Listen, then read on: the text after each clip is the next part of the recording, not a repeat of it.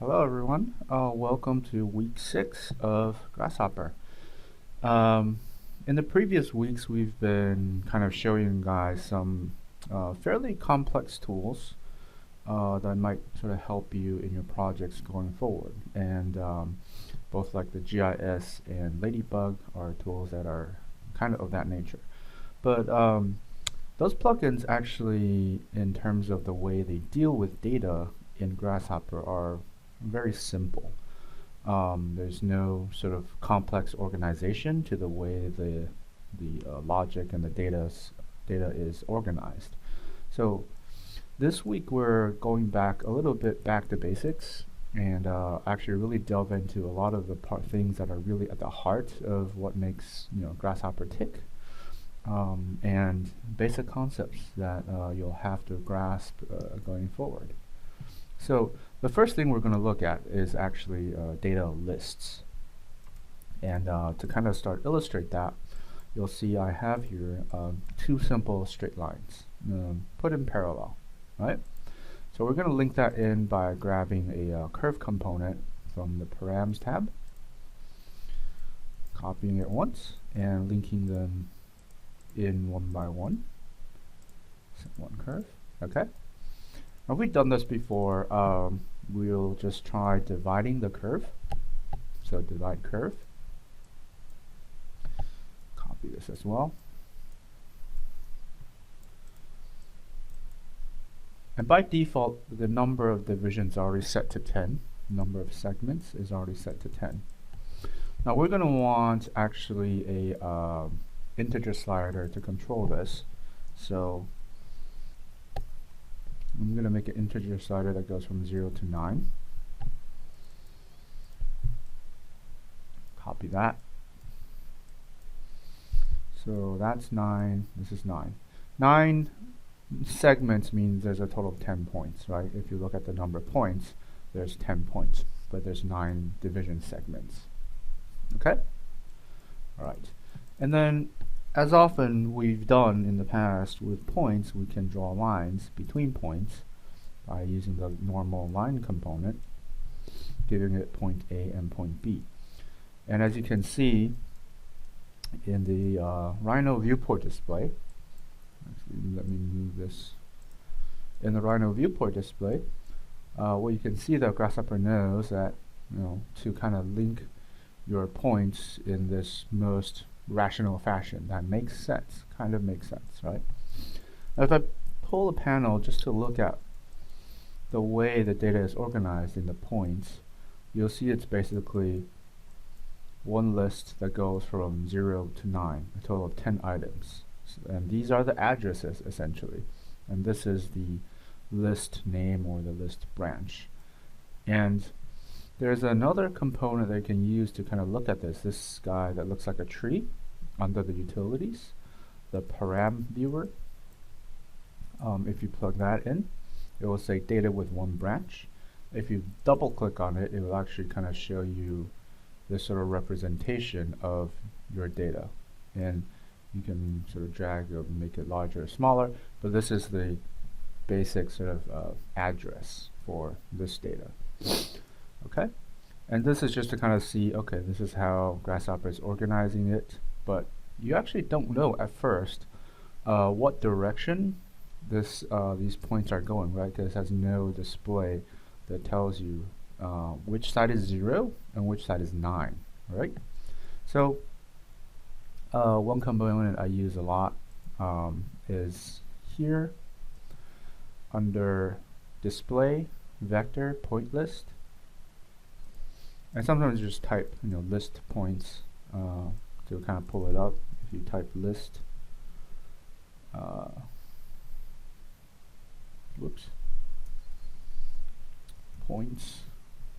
point list, right? To pull it up. So if you pull this in and actually give the size a number, right click, set number to, let's try 2. Okay, which is a decent size. So you'll see on top, this sort of points component numbers the points for you. So it tells you, okay, this coordinate, the point of this coordinate is 0, and then 9 is this one, right? So you understand that in this case, Grasshopper is counting from left to right, and that's probably the same is true for this guy down here as well, right? It's also counting from 0 to 9. Now remember that Rhino lines and surfaces all have directions, right? So if I flip one of these lines, then you'll see the counting goes in the reverse direction. This is from left to right, this is from right to left, and because of that, your lines get reversed because Grasshopper is still trying to connect the 0 to 9 and the 0 and the 9 to 9 essentially, right? So you'll get this sort of situation. So you can either flip this back, or you can reverse a list. Take the points that are coming into here, reverse the list, which flips it back, right? So this is the same thing, same idea, you're just sort of reversing the order, right? In this case, the reversed list would go from left to right as well, if you kind of look at this. Okay, so you could either work on the geometry level in terms of trying to fix this, or you can work on the list sort of logic level in terms of, you know, reversing it, right? I'm gonna push it back and then flip this back again, because that's how I drew it originally. I drew it from left to right, and so we'll start on the left and go towards the right. Alright, so that's important to understand. And this is a very good tool. Points, the list points component, display component is a very good tool to kind of help you visualize your data or visualize your geometry and how Grasshopper is counting up. Okay? Alright. Now, one big major issue you'll run into in terms of inputting data is you'll see here we have essentially symmetric data inputs, right? Which means these are matching. There's 10 values here, 10 values here, they're going into A and B, so everything makes sense. I know that I have 10 points to connect to the other 10 points, and it's sort of simple enough to understand, right? Alright. However, what happens when it's asymmetric? What happens when I have only 5 points on one of the lines, right? And so you'll see immediately this is sort of default behavior. What Grasshopper does is it connects the ones it can, right? This is also in terms of the numbering scheme 0, 1, 2, 3, 4, 5. Once it gets to 5, it doesn't know, you know, the rest of it, it'll just connect all of them to 6 to 9, right? 6, 7, 8, 9, they all connect to 5. So 5 will have a lot more connection than all the others. And this is one of the things that happens when you have asymmetric number of inputs, right? So you, to kind of get, sometimes to kind of get the right results that you desire, you'll have to do a little bit of list management. So you can play around with this to see, so what happens, right? Understand the behavior of what Grasshopper does when your numbers match, and when they don't in the other direction, that's what happens. Okay? So I'm going to do 9 and 5 for now. Now, to that end, there actually are a couple components that help you work with this. And they're under sets, list, at the very bottom. We can ignore cross-reference for now, but let's just look at these two, shortest list and longest list. And just drop them in. So the way this works is you basically put one of these in between where it should have gone. So you basically push this to here, the points to here, and then you replace the outputs. So like that. Okay? And this component essentially, as you can see, prevents Grasshopper from connecting the last couple, right? Hence the name shortest list. It only will connect to the shortest. There's a couple options when you right click. You can say, do I want to trim the end, which is the default, right? Let's just trim out the ones that are left over when you're counting up. Or if you want to trim start, which means it will actually count from the back forwards and then have the ones at the beginning be the ones that are left over or not connected. Now there's a third option here if you just right click in the center, the Interpolate option, which basically where Grasshopper will try to jump every other as best as it can, because this is not an even number for it to divide, right? So it'll jump these, and then the last one it'll just do whatever is left over, right? But this would make sense perfectly if you had somewhat more of an even number, let's say 8 and 4, right? So it would actually, it's skipping every other on one side, right? So that's what Interpolate does. So you'll see that it's a semi-intelligent in terms of these sort of situations, right? Now let's look at what longest list does. Now longest list, if you kind of replace the inputs, you'll see that in any sort of given line connection scheme, these are sort of like one-to-one, you know, we're drawing lines one-to-one. But it's also possible like you can take this point and draw it to all of these at the same time, this point to all of these. And it might be desirable, like a cat's cradle sort of network web, right? So let's look at that and see what happens. So in this case, the longest list is what originally we had in sort of like a default behavior, right? It also basically repeats, in this case, repeats the last point to fulfill and connect all the dots eventually. You have even more options here, so I can repeat the first instead, have the first point be the one that gets repeated, repeat last, which we just saw. Same thing, interpolate, except this time interpolate, instead of skipping, it basically connects two to the same one, and then this middle one gets left over. So you can play around, let's say if it's a 9 to 4 subdivision, then each one of these points has two counterparts, right? Okay. Interpolate, wrap, which actually starts 0 to 0, 1, 1, 2, 2, 3, 3, 4, 4, and then 5 wraps around back to 0, 6 to 1, 7 to 2. So this is basically a scheme where the leftovers get reconnected back to the first ones and in sequence.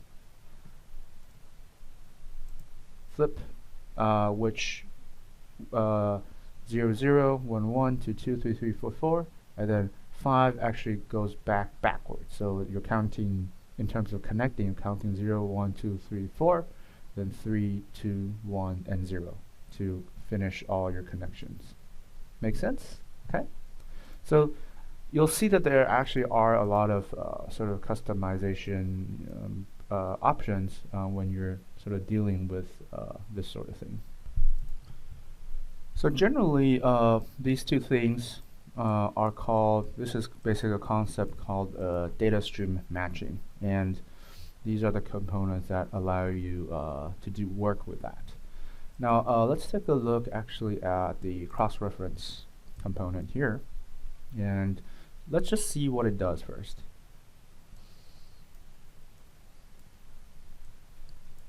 Okay, so you'll see that cross-reference is really the cat's cradle, right? It basically makes all possible connections that are in here.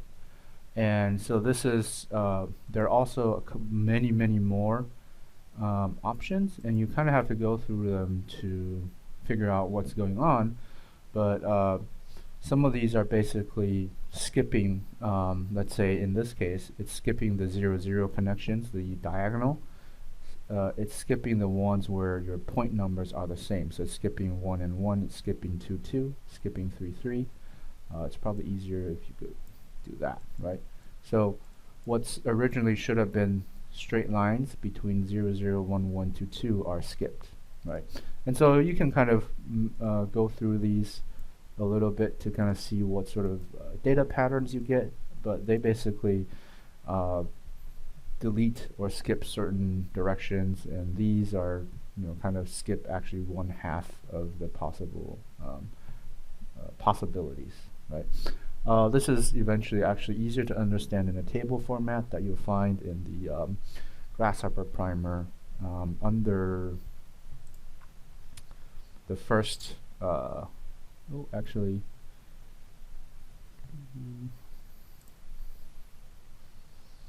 yeah, actually I think under the first week's intro, one of the documents that I've linked to here, this ModeLab Grasshopper Primer, has a much sort of graphical description in terms of it as a graph, which you'll see here, more or less like this. And that's the cross-reference component and how it, basically deletes, takes out certain possibilities. So if you're interested, go take a look at that. All right. Okay. So this is broadly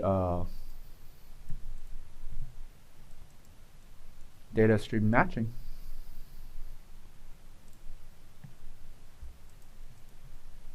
All right, so I've kind of annotated the file a little bit, so it might be a little bit easier to kind of understand.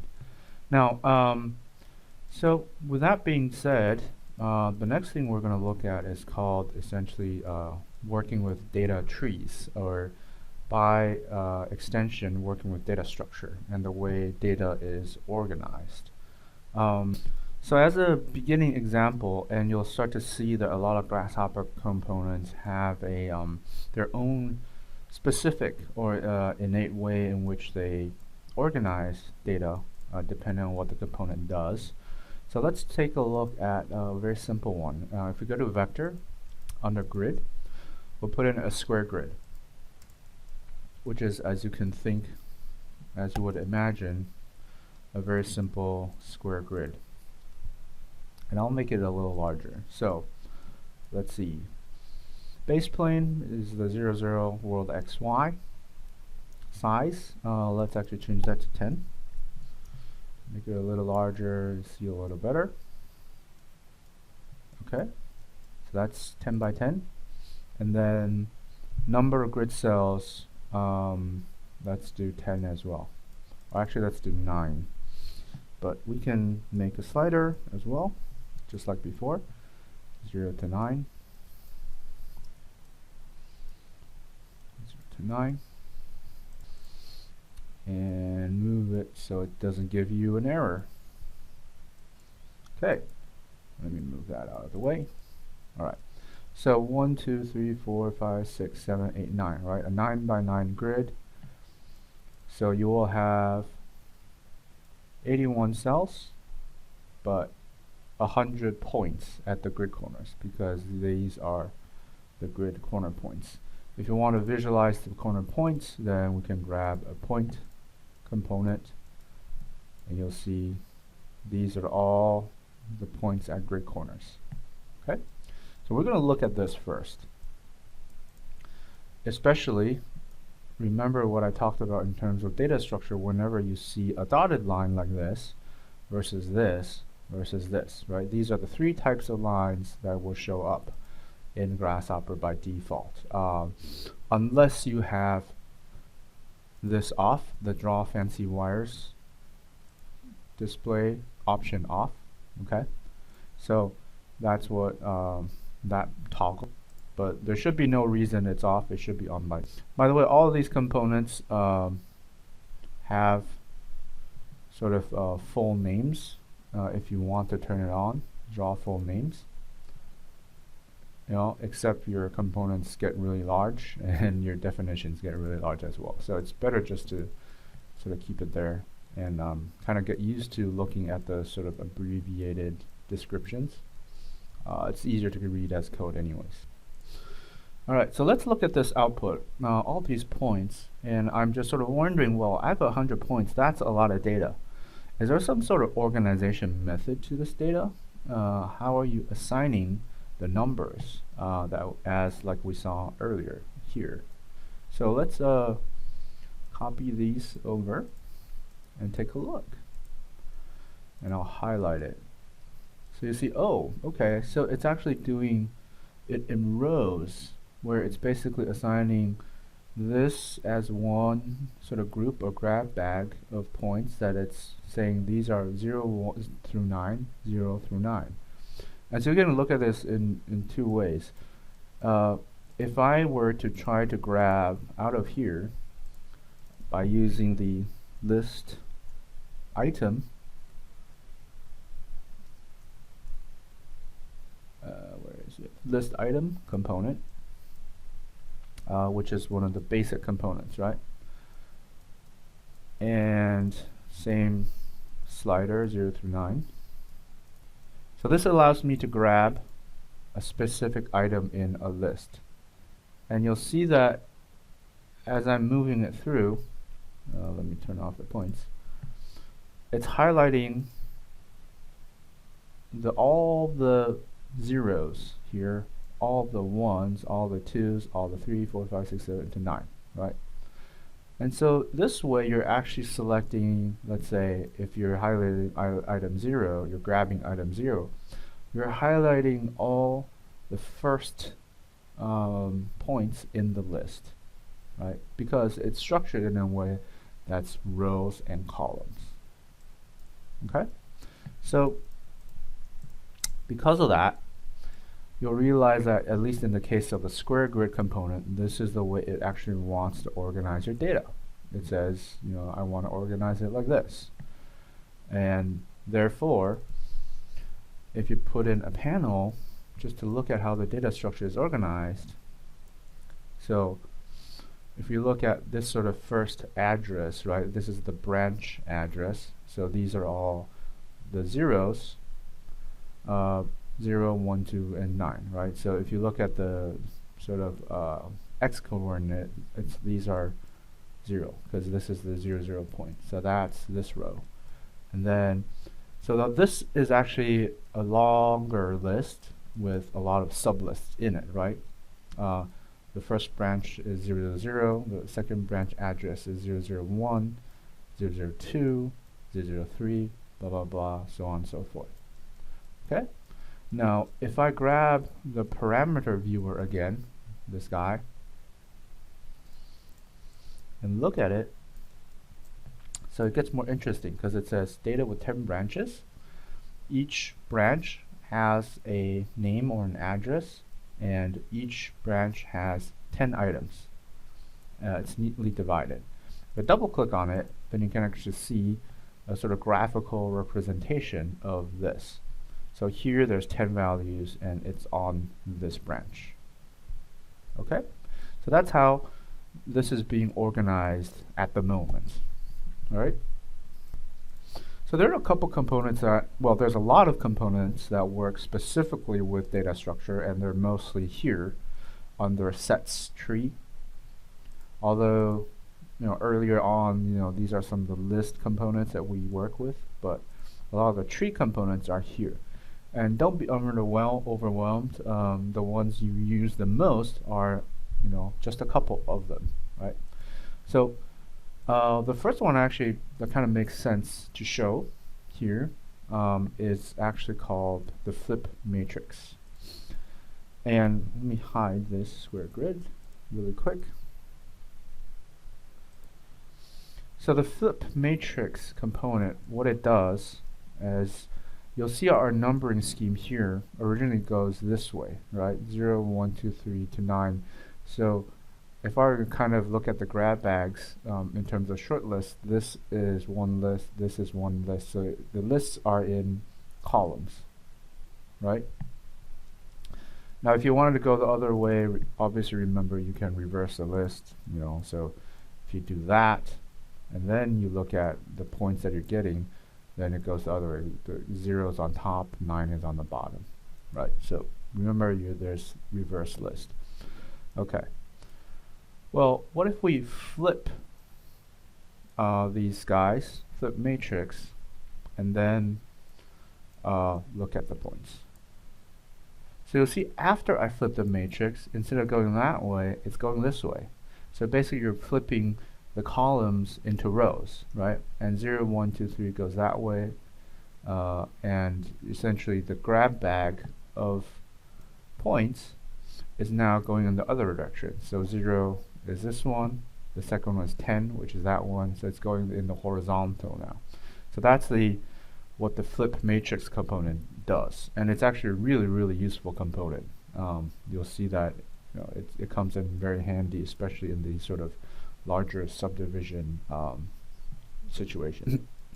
Now, to kind of help you graphically understand what's happening in these cases, let's just actually try to draw a line through all these points by using the polyline component and just pushing the vertices through.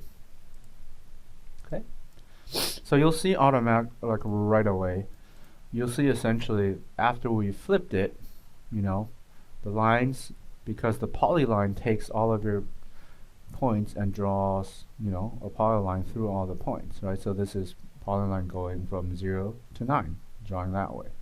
If it was the original, it would be drawing these vertically, right? So this actually gives you some insight, tells you basically how the sequencing would affect the way your geometry is being connected. All right? Now, the two other sort of brothers or cousins to this that we'll use is the Flattened tree and the Graft tree.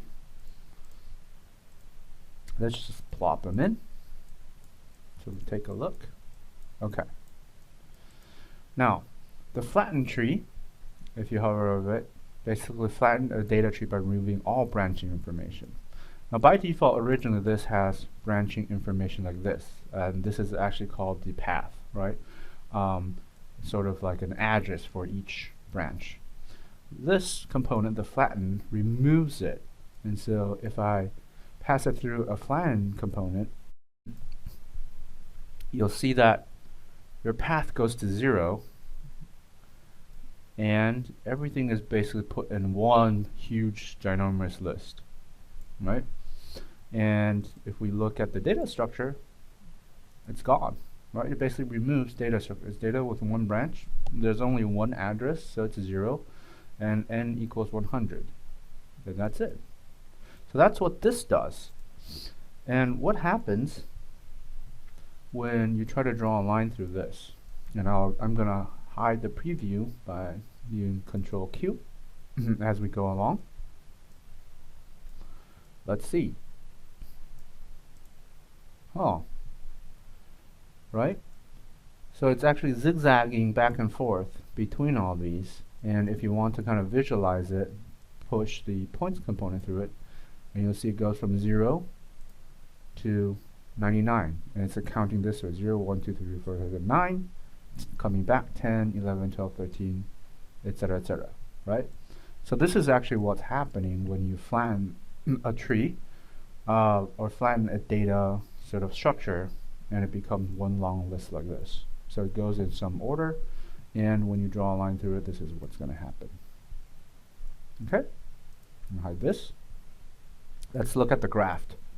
The graft component adds an extra branch for every item.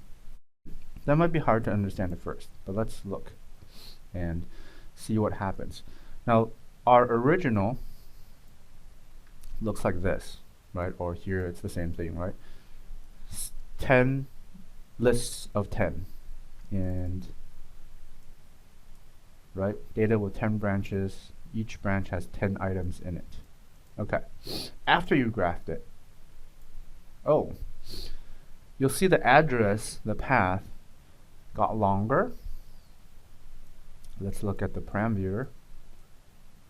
The address got longer, and each point is now in its own individual list. It's an own little cubby now, right? So you have 100 small lists, each with one item in it. So data with 100 branches, so 100 branches. All of these are paths, and then n equals 1, right? 9, 9, 9, 8, 9, 7. And instead of going to 99, you'll see that actually kind of retains some of the original sort of organization. N equals 1. Double click, and you'll see, oh, okay, this is what it originally was. It goes out, and then each one is put on its own branch, but still, actually, you can see the original numbering scheme going 0, 1, 2, 3, blah, blah, blah.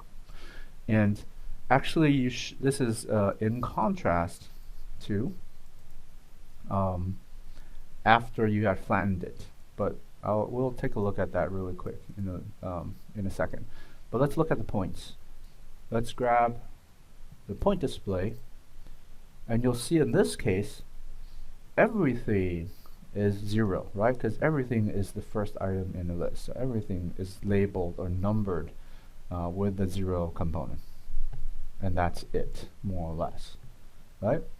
So if you have a grafted tree like this, and you're trying to select an item, like I am here, you're basically going to get everything, right? You're basically going to get every single item, because the 0 item is everything, and that's more or less it, right? So this actually is going to affect whether it's flattened or grafted or the original sort of data structure. To kind of get anything out of the flattened one, where your numbering scheme goes from 0 to 99, you would actually have to expand this greatly, right? To be able to select a specific point beyond right now what I have in this, item 4, which would be that one, right? So this kind of affects the way you access data, the way you select specific points, and the data structure. Now I mentioned earlier that we're going to take a look at this branching, and you might actually have a question in terms of both what happens if I graft after I flatten it, right? And let's take a look really quick. Before we do that, let's actually copy this P line. And you'll see the grafted version, the P line actually gives you an error. And that is because every list only has one point, right? So the P line component actually doesn't know where the next point is. You're only giving it 1 point, so it can't actually make a line. It can't actually doesn't have enough points for a polyline. Right? So that's just that shows you what that does. Okay. Now let's try this. If you go from a flattened component to a graft, right? Now think about that. I flattened all my data down to this situation where it's a long list, and my data structure looks like this, right? Now I'm grafting it back again to this. Everything is on its own, and oh, this is actually kind of different, right? Everything is on its own sort of trunk. Now compare this to what we had earlier with the normal grafted situation.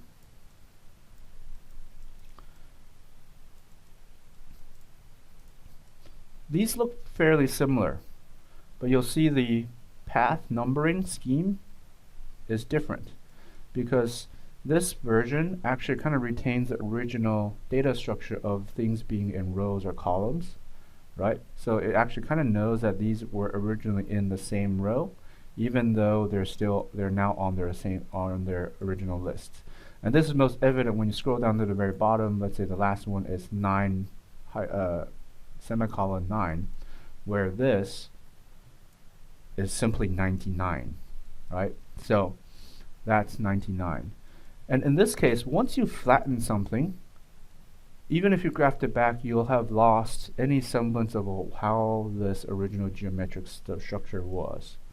But in this case, you still actually kind of have a sense of, okay, if I grab all of the paths that are in the ones that start with 9, 90, 91, 92, 93, blah, blah, that would basically be this cluster here.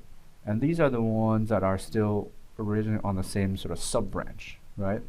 If you will, originally in the same group. So I can still access them, but I still have actually a notion of what the original data structure looked like. Where in this case, everything just got destroyed. Your data structure is gone, right? Okay? So that's actually a very sort of subtle difference that sort of bears kind of repeating.